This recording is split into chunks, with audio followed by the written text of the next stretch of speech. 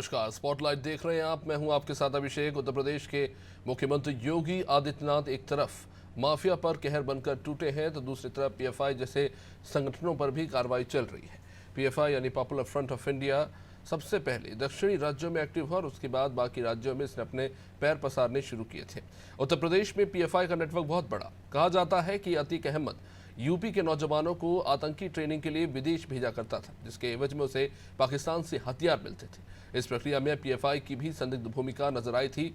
अब एटीएस ने यूपी में 20 जिलों में ताबड़तोड़ छापेमारी कर 70 संदिग्ध लोगों को गिरफ्तार किया है। इनसे पूछताछ की जा रही। क्या यूपी में पीएफआई की जड़ तक पहुंचने में कामयाब होंगे सीएम योगी, और योगी के इस अभियान से पीएफआई को उखाड़ फेंकने में कितनी मदद मिलेगी, जानने की जरूर कोशिश करेंगे। लेकिन पहले सुनते हैं इस बारे में तमाम राजनीतिक दल क्या कह रहे हैं। पहले student Islamic movement of India Simi के नाम पर काम कर रहा था। बाद में जब सिमी पर प्रतिबंध लगा तो पीएफआई के नाम पर काम करना शुरू किया। अब जब पीएफआई पर प्रतिबंध लगा है तो अलग अलग प्रकार की फिर नई भूमिकाएं तय करके देश के खिलाफ षड्यंत्र रचने का काम और आतंक के लिए स्लीपर सेल की भूमिका निभाने का काम कर रहा है। पौराणिक ग्रंथों में उल्लेख आता एक दैत्य का रक्तबीज, जिसको जितना बार मारा जाए उसकी रक्त की बूंदों से फिर नए कुछ राक्षस निकल आते थे। लेकिन रक्तबीज का जैसे नाश करने के लिए मां चंडी ने अवतार लिया और रक्तबीज का नाश किया था, ऐसे ही आज नरेंद्र मोदी जी के नेतृत्व में ये कितना भी रूप बदलने का प्रयास करें और कितनी भी जड़ें जमाने की कोशिश करें, बार बार इनको जड़ों से उखाड़ने का काम किया जाएगा। आतंक को अब देश की धरती पर पनपने का कोई अवसर नहीं मिलेगा। लेकिन प्रतिबंधित होने के बाद भी कैसे युवा उसमें शामिल हो रहे हैं, तो इसके पीछे जो सबसे बड़ा कारण है वो यही है कि सरकार गंभीर नहीं है। युवाओं के पास रोजगार नहीं है, सरकार के पास रोजगार देने की कोई नीति नहीं है। इसी वजह से बेरोजगारी भी एक सबसे बड़ा इसका कारण है। और सरकार इस पीएफआई पर प्रतिबंध लगाकर राजनीतिक तमाशा तो कर रही है, लेकिन ठोस ब्लूप्रिंट क्या हो, सख्ती से उस पर अमल कैसे हो, इसको लेकर कोई ब्लूप्रिंट नहीं। आज इसी वजह से इस तरह घटनाएं हो रही।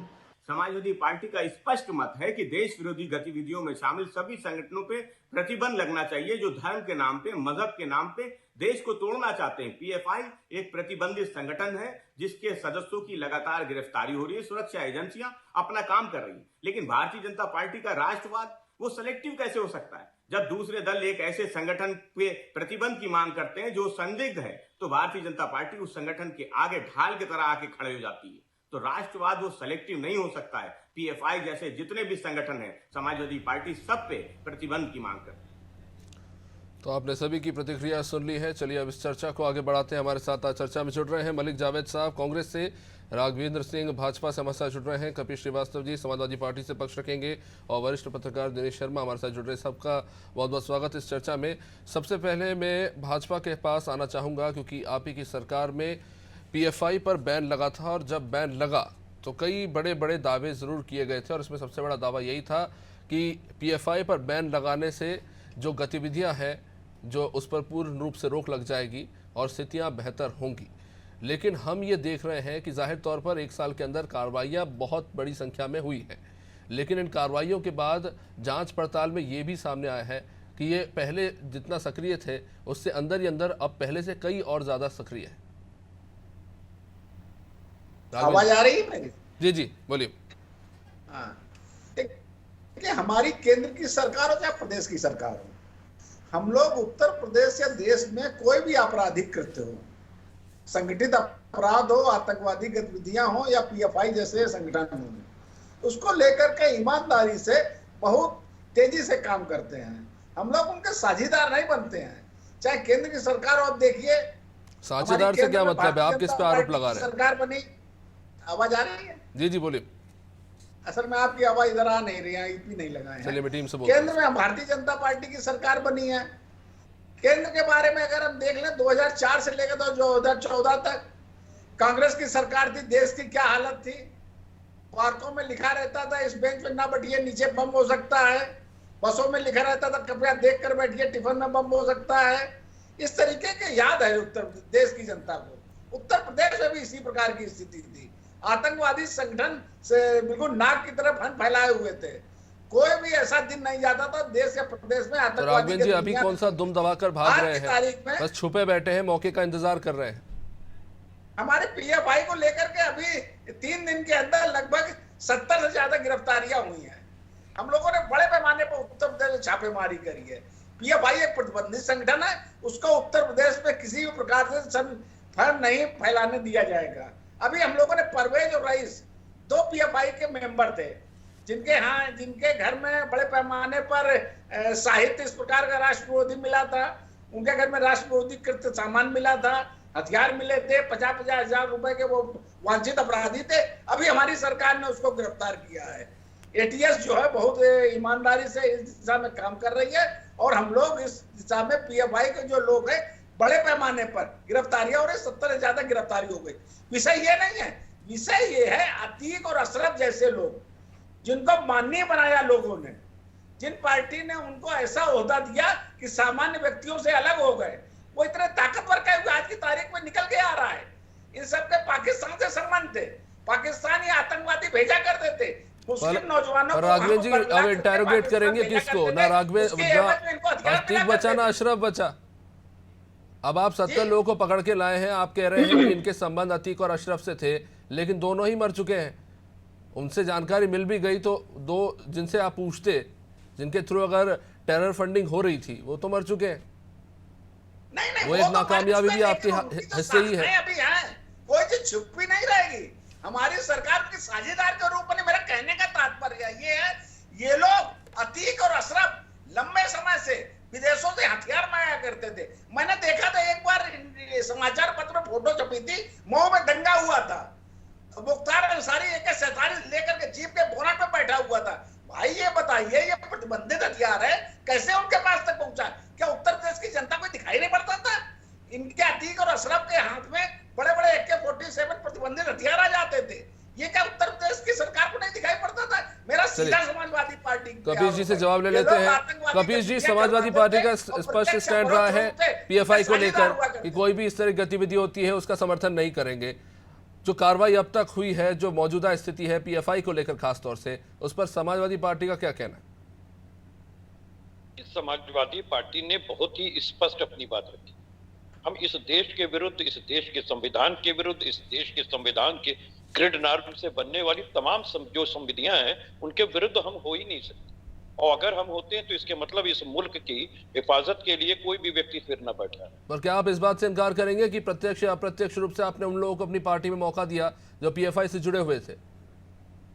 मैं तो आपको एक बात स्पष्ट कह रहा हूं कि पीएफआई जो भी संगठन है, 9 साल से इनकी सरकार है केंद्र में, और बाकी कई राज्यों में करीब 12-15 राज्यों में इनकी सरकार है। 9 साल से लेकर आज तक हमें सिर्फ ये बताएं, गिरफ्तारियां और आरोप छोड़ दिए, कितनों को इन्होंने सजा करा दिया? पीएफआई को पकड़ लिया कि कहां से आ गया? ये तो एजेंडे की सरकार है, ये एजेंडा चला। जिनको इन्होंने कहा कि ये माफिया हैं, फना है, ढिमकी हैं, उनको तो आपने मरवा दिया, कानून के हद में, कानून के सामने मरवा दिया। पत्रकार दहाड़े हत्या हुई है, संविधान और आप हमेशा विषय में भटक जाते हैं। नहीं राघवेंद्र जी, उन्होंने एक बड़ी महत्वपूर्ण चीज कही, कपीश जी ने जो कहा, आप लोग आतंकवादियों के पोषक रहे हैं। आप लोगों ने अतीक अहमद, मुख्तार अंसारी, अशरफ जैसे लोगों को पोषण किया है। नहीं, ये तो आइकन है ना, ये तो इस तरह के जो लोग हैं इनके आइकन है जिनके नाम आप बार बार ले रहे हैं। देखिए जांच में ये चीजें आ रही हैं। ईपी लगा लीजिए, अगर ईपी ना लगाए हो तो कम से कम इतनी सहूलियत रखिए कि एक दूसरे की बातें हम सुन सके आपके बात में। ठीक है कपीश जी, राघवेंद्र जी, ये है कपीश जी, आप विषय से भटक जाते हैं या जानबूझ के भटकते हैं। कानूनी बातें मेरे छोटे प्रश्न का जवाब भी देते चलिए ना। क्या ये प्रत्यक्ष या अप्रत्यक्ष रूप से समर्थन नहीं है अतीक अशरफ का समर्थन करना? अतीक अहमद आज की तारीख में एटीएस यूपी ने सीधे तौर पे साक्ष्य प्रमाण इकट्ठे किए हैं कि वो पाकिस्तान मुस्लिम नौजवानों को भेजा करता था, उसके एवज में उन्हें हथियार मिलते थे। इस बात का जवाब दीजिए। आपके हल्ला करने से नहीं होगा इसका हल्ला नहीं, मैं बता रहा हूँ कभी से, आप इसका जवाब दीजिए। आप प्रत्यक्ष या अप्रत्यक्ष समर्थन नहीं करते थे, डाल लिया है। आतंकवादियों का प्रत्यक्ष या अप्रत्यक्ष समर्थन नहीं से कहा जाएगा। पहली बात है, आप लोगों ने मान्य बनाने का काम किया, आप भी दोषी उतरे ही हैं। इधर की बात क्यों कर रहे हैं? मानिए, माफी मांगिए। बात के दक्षिणी आपने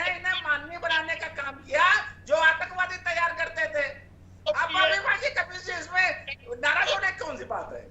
एक अहमद अरे को एक मिनट, इसमें नाराज होने की कौन सी बात है? ठीक, कोई नाराज मत होइए, शांति से अपनी बात रखिए। राघवेंद्र जी, में अच्छा पे पाया गया है। आपने ये अपने दोनों अपने लोग आपने अपने भारत अपने के तर्क रख दिए, अब मुसलमानों उनकी भी को सुन लीजिए। पाकिस्तान भेजा करते थे। ठीक है, वो पब्लिक डोमेन में ऑलरेडी है, आपने अपने तर्क दे दिए हैं। कपिल जी आप बोलिए। आप लोगों ने किया है। ठीक है राघवेंद्र जी, आपका कपिल जी आप बोलिए। देखिए समय सीमित है। राघवेंद्र भाई क्या रहे हैं इसलिए कि इनके पास तथ्य नहीं है, इसलिए नहीं, कि वो तथ्य मेरे पास सब है। एक प्रश्न का जवाब देते चलिए बस। मैं कह रहा हूं कि केसरीनाथ अरे प्रश्न का जवाब देते चलिए, माननीय नाराज क्यों होते हो भाई? कपिल जी नाराज ठीक है। हुआ करिए, ठीक जवाब देते चलिए, जवाब देते चलिए। ठीक है, आप दोनों शांत हो जाइए। मैं मलिक जी आपके पास आना चाहूंगा। आपकी पार्टी ये मानती है कि इस तरह की जो स्थिति पैदा हो रही है उसके पीछे जो बुनियादी सामाजिक कारण है वो बेरोजगारी है, जिसके कारण जो नौजवान है वो भटक जाते हैं और गलत रास्ते पर चल पड़ते हैं। तो आपके हिसाब से माना जाए कि अगर नौजवान बेरोजगार है तो उसे आतंकवादी बन जाना चाहिए, या ऐसे कट्टर संगठन हम ज्वाइन कर लें? आपका सवाल गलत है, ऐसा बिल्कुल नहीं है। दूसरा, हर आदमी का अपना बयान होता है। आपने मुझसे सवाल पूछोगे, मैं आपका जवाब दूंगा। आपकी पार्टी के प्रवक्ता का बयान था इसलिए मैंने आपसे पूछा। खैर, मैं भाजपा के बड़े भाई मेरे राघवेंद्र जी ने बहुत अच्छा प्रवचन दिए, भाषण दिए आतंकवाद को लेकर। मैं इनसे कुछ सवाल पूछूंगा। पिछले 10 दिनों में 10 जवान शहीद हुए हमारे राजौरी में, पुंछ में। तो वो आतंकवाद कहां से आ रहा है? क्या कर रही है हमारी एनआईए और क्या कर रही है हमारी इंटेलिजेंस एजेंसियां? दूसरा, जो एनआईए की आप बात करते हो ना, एनआईए छापे मार रही है। देवेंद्र, डीएसपी देवेंद्र का नाम सुना आपने, जो मुख्य आरोपी था पुलवामा हमले का? उसकी चार्जशीट फाइल नहीं करे, उसकी बेल करा दी एनआईए ने। एनआईए देखिए, और क्या इंटेलिजेंस एजेंसी हमारी काम कर रही है। मणिपुर में 54 लोगों की हत्या हो जाती है और प्रधानमंत्री वहां भाषण दे रहे हैं, रोड शो कर रहे हैं कर्नाटक में, और गृह मंत्री भी वहां पे है। क्या हमारा देश सुरक्षित है इन लोगों के हाथों में, जहां डबल इंजन की सरकार है? मणिपुर में 54 लोगों की हत्या हो जाती है, तो कौन जिम्मेदार है इसका?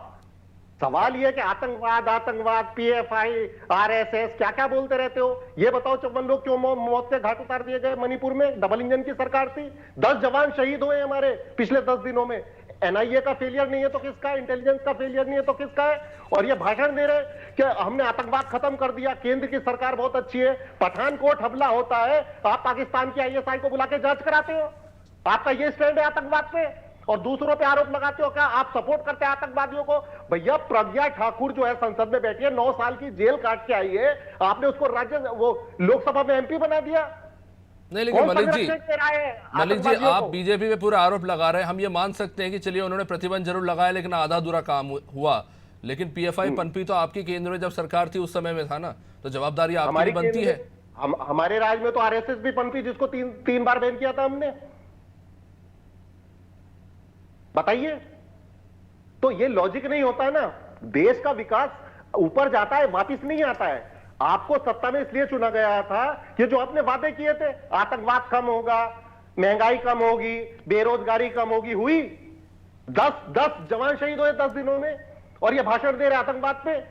ये कह रहे थे 370 हट गया, पत्थरबाजी खत्म हो गई, आतंकवाद खत्म हो गया।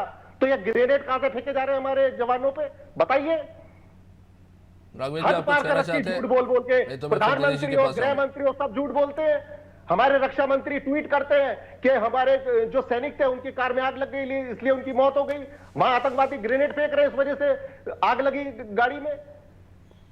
तो राघवेंद्र जी कुछ कहना चाहते हैं? झूठ बोलती है, इतना झूठ बोलती है कि आज इनके झूठ से लोग त्रस्त हो चुके हैं। इसीलिए 40% की कमीशन खोर सरकार कर्नाटक से जाने वाली है। दिनेश जी भाई, विषय की बात करिए। पीएफआई की बात हो रही है, आतंकवाद की बात हो रही है। आतंकवाद की तो बात की मैंने सारी आतंकवाद की तो बात की। नहीं, मूल वही है, वो यही कह रहे हैं कि सब इंटरकनेक्टेड है। हमले के आरोपी तो हार के जा रहे हैं भाई, अमेठी क्यों छोड़ गए ये बता दीजिए। ये बताइए, पुलवामा के आतंकी की बेल क्यों? राघवेंद्र जी अब आप अमेठी पे जा रहे हैं। एनआईए ने बेल क्यों करा दी आतंकी की? पुलवामा हमले में जिसमें 40 जवान शहीद हुए थे, सबको साफ सूंघ गया भाजपा के नेताओं को। जवाब नहीं दिया कि 40 जवान क्यों शहीद हुए थे। 300 किलो आरडीएक्स कहां से आया? चलिए ठीक है, 300 किलो आरडीएक्स ठीक है, इस पर बाद में आएंगे। इसकी जड़ पे जाते हैं। दिनेश जी मैं आपके पास आना चाहूंगा। जो तमाम प्रवक्ता जितने भी सांस्कृतिक दलों के और अन्य दलों के नाम ले रहे हैं, इनकी बुनियाद दरअसल कट्टरवाद है, और कट्टरवाद ही वो कारण है जिसके चलते ये पनपते हैं। और आगे चलकर ये और भयानक रूप ले लेते हैं जिसमें आतंकवाद और अन्य चीजें शामिल हो जाती हैं। तो जब 2022 में पीएफआई पर बैन लगाया गया, राघवेंद्र जी एक मिनट थोड़ा शांत हो जाए, दिनेश जी भी बहुत देर से इंतजार कर रहे हैं। तो जब पीएफआई पर बैन लगाया गया तब ये उम्मीद की गई कि इस तरह की जो एक्टिविटीज है वो कम होंगी, लेकिन वो हुई नहीं। क्या कारण देखते हैं दिनेश जी आप इसके पीछे, कहाँ चूक हो गई? करते हैं और बनते हैं देश प्रेमी। ये दिनेश जी, देशद्रोही हरकत नहीं थी तो कबीर जी मैं आपके पास आऊंगा। दिनेश जी आप तक आवाज आ रही है? आपके ऊपर सारी बात लेकिन भैया चुप तो हो। कबीर जी मैं आपके पास आऊंगा। देश के साथ विद्रोह करते हुए पॉलिटिकल शेप लेते हैं आप। जिस तरीके से पुलवामा अटैक हुआ कि आपके कर्मों का नतीजा था, आपकी वजह से हुआ, षड्यंत्र किया गया पूरा। देखिए समय सीमित है, कबीर जी मैं आपके पास आऊंगा। मुझे लगता है कबीर जी तक आवाज नहीं पहुंच रही है। आतंकवादियों का समर्थन करने वालों, आतंकवादियों को ट्रेनिंग देने वालों, कभी आपको सर अगर आपको कोई अधिकार नहीं है कबीर जी, भाई स्वीकार करिए, गलती मानिए, कान पकड़ के क्षमा मांगिए कि हमारे नेता जो है आतंकवादियों को ट्रेनिंग तो आपके नेता है जो 9 साल जेल काट के हैं, प्रज्ञा ठाकुर 9 साल जेल काट के बम ब्लास्ट में। हमको अधिकार देखिए समय बहुत सीमित है, आपने अपनी बात रख ली है। दिनेश जी से कुछ सवाल उनको जवाब देने दीजिए। जी दिनेश जी, 22 में जब बैन लगाया गया तब ये उम्मीद की गई कि इस तरह की एक्टिविटीज पर रोक लगनी चाहिए थी, ऐसी उम्मीद की गई, लेकिन अभी भी गतिविधियां देखने को मिल रही हैं। कहां चूक हो गई आपके हिसाब से? एक दो सीटें जो आपको भी अगली बार नहीं आने वाली हैं। आपके नेता कहाँ है कबीर जी आज की तारीख में बताइए? अखिलेश यादव कहाँ प्रचार कर रहे हैं? नगर निगम में पिछले 1 साल में तो दिखाई नहीं पड़ रहे हैं। सर एक काम कीजिए, मैं चले जाता हूँ, आप लोग आपस में ही बात कर लीजिए, मेरी जरूरत है नहीं यहाँ पे, मुझे लग रहा है ऐसा। मुकदमा उठा लिया 8,500 आतंकवादियों पर से भाजपा ने पीडीपी के साथ आकर के मुकदमा उठाया है। ये देशद्रोही पार्टी है, इसने पठानकोट हमले की जांच करा के देश भाई कबीर जी देशद्रोही कौन है अब तो पता चल गया है। यूपीए से जानकारी हासिल कर ली है। सर ये बोलने का कंपटीशन नहीं है, समाजवादी पार्टी ये तर्क रखने की बात है। हमारी टीम भी परेशान हो रही है, प्लीज आप थोड़ा सा मुझे भी सुन लीजिए सर। तो स्वयं ही एक आतंकी संगठन की तरह कपिल जी आप तक आवाज पहुंच रही है कि नहीं, पहले तो मुझे ये बताइए। क्षमा मांग के आगे बढ़िए। सतपाल मलिक पर जवाब दीजिए, ये घटना कैसे कपिल जी क्षमा मांग लीजिए, क्योंकि कैसे घटा आपके नेता पाकिस्तान में नौजवानों को भेजते थे कि नहीं भेजते थे? अरे जांच तो सब आ गया है, अब पर आरोप है आपके जो है अतीक अहमद बाहर भेजते थे मुस्लिम नौजवानों को आतंकवादियों को ट्रेनिंग के लिए। आपने की बात ना करो भाई। ठीक है 1 मिनट आपको दे रहा हूं, आप लोग अपना मन हल्का कर लीजिए, जब आपका हो जाए मुझे बता दीजिएगा, क्योंकि मेरी क्षमता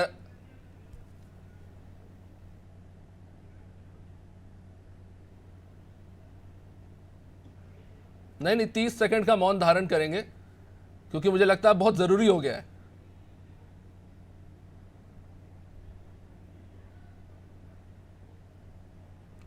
अरे कपीश जी से कांटेक्ट कीजिए, मुझे लगता है उन तक आवाज नहीं पहुंच रही है। आवाज नहीं आ रही है। दिनेश जी अब आप बोल सकते हैं। जी बताइए क्या सवाल है आपका? 2022 में जब पीएफआई को बैन किया गया था तब ये उम्मीद की गई थी कि इस तरह की गतिविधियों पर विराम लगेगा, लेकिन हम देख रहे हैं गिरफ्तारियों की जिस तरह से संख्या बढ़ रही है उससे ये भी स्पष्ट होता जा रहा है कि अंदर ही अंदर इनकी गतिविधियां जारी है। क्या कारण देखते हैं आप इसके पीछे? भाई जाहिर सी बात है, अब आप ऐसा सवाल आपने उठाया जिस पर हमारे जो 2 मित्र हैं समाजवादी पार्टी के और कांग्रेस के, वो इतनी लंबी जानकारी दे चुके हैं देश के और इंटेलिजेंस के बारे में कि अब उन पर क्या बोला जाए। आपको तथ्यात्मक जानकारी हो तो उसके ऊपर फिर काउंटर भी हो। अब जिनको केवल अपनी राजनीति के एक पार्टी का प्रचार करना हो तो उसमें हम तो नहीं बोल पाएंगे भाई, हमसे क्या जानकारी चाहेंगे आप? अभी देख रहे थे आप तीनों राजनीतिक दलों के लीडर, क्या ये कोई तथ्यात्मक जानकारी है किसी के पास? जिस तरह से आप बहस कर रहे हैं, आप मुख्य विषय यह है पीएफआई पर जो एक्शन हो रहा है और गवर्नमेंट ने इस पर बैन लगाया है। देखिए आप इस बात से इनकार नहीं कर सकते कि देश इस समय इस्लामिक जिहाद का शिकार है, और आप इस प्रकार के जो पीएफआई है इस पर प्रतिबंध लगाएंगे तो दूसरे पीएफआई जन्म ले लेगी। सिमी पर प्रतिबंध लगाया था ना जी, उसका परिणाम क्या निकला? उन्होंने पीएफआई पैदा कर ली।